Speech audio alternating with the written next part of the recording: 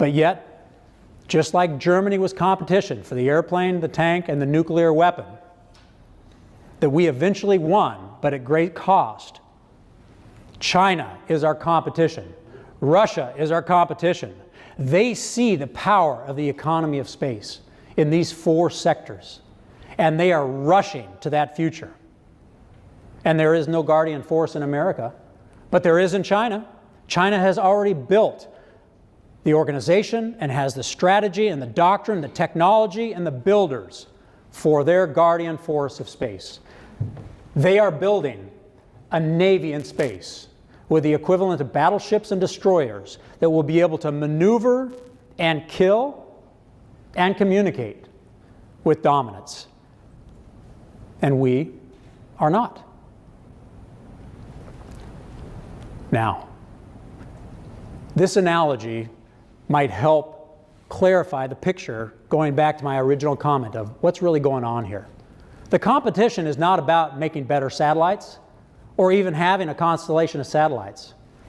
When you see China on the far side of the moon mapping today the minerals and the resources so that they can eventually have infrastructure to build and 3D print and have a manufacturing industry in space, what you are watching is the equivalent of us sitting here on our continental United States. Let's say we're in Miami and we're looking out over the wide open ocean.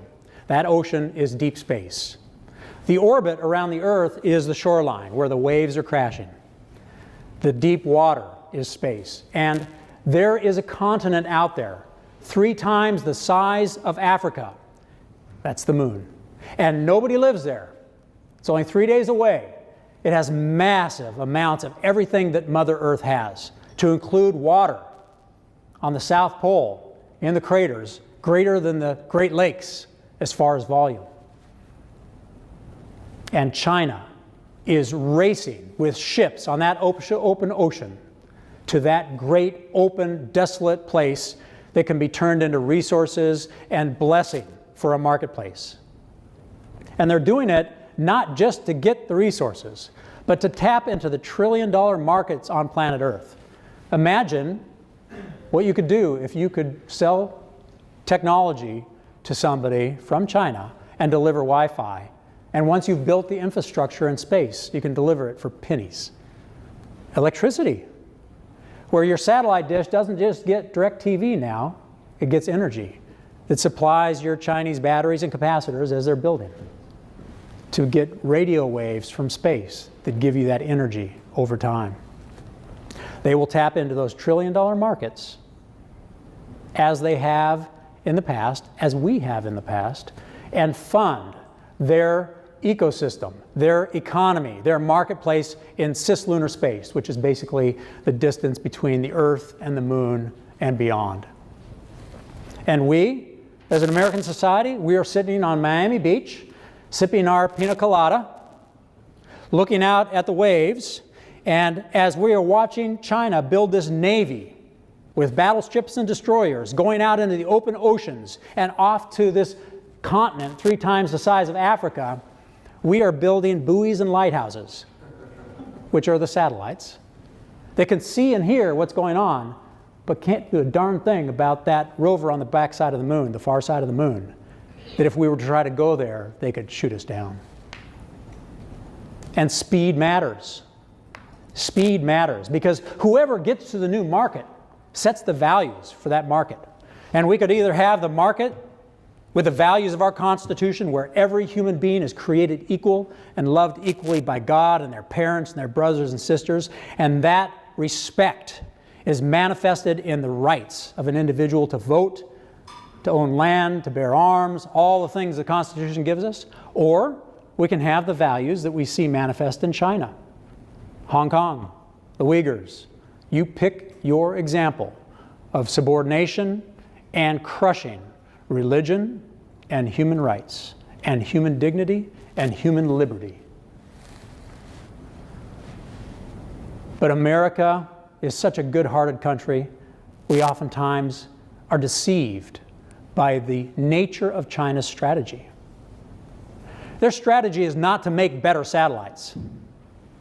Their strategy is to build an economy before we do. Because if you get there first, they will be able to, with a constellation in space, see and kill anything that flies above the trees. The blood and treasure required to get back to that high ground, if we are not there first, will pale in comparison to World War II and World War I in ways that only those that study this technology and its power can know. Because China has met, for 30 years, they have met every single milestone of their space program. And in the next 10 years, they will have solar and nuclear power generation space stations on orbit.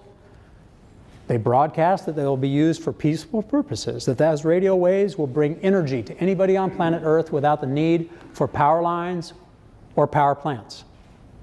But in a millisecond, that dominance of the electromagnetic spectrum can be directed energy that could paralyze any part of our power grid and freeze any military might America builds on the spot. Every carrier battle fleet is a cork in the water. Every fleet of fighters is dead on the ramp, can't even turn a wheel because of our vulnerability. China has openly stated they are weaponizing everything Western civilization was built on, energy and information. And 5G is a perfect example. If you don't think they will act in a way that steals our ideas and our technology, duplicates it, and then dominates the marketplace, take a look at 5G. Nobody 20 years ago would have ever believed that America would not have an answer to 5G when China rolled it out. Why didn't we have it? Well, it's pretty easy. China invited companies like Lucent Technology, Motorola, Nortel into China with a nice package of benefits at the cost of proprietary information, intellectual property. And they built Huawei out of the bankrupt carcasses of those three companies. They stole the technology, they duplicated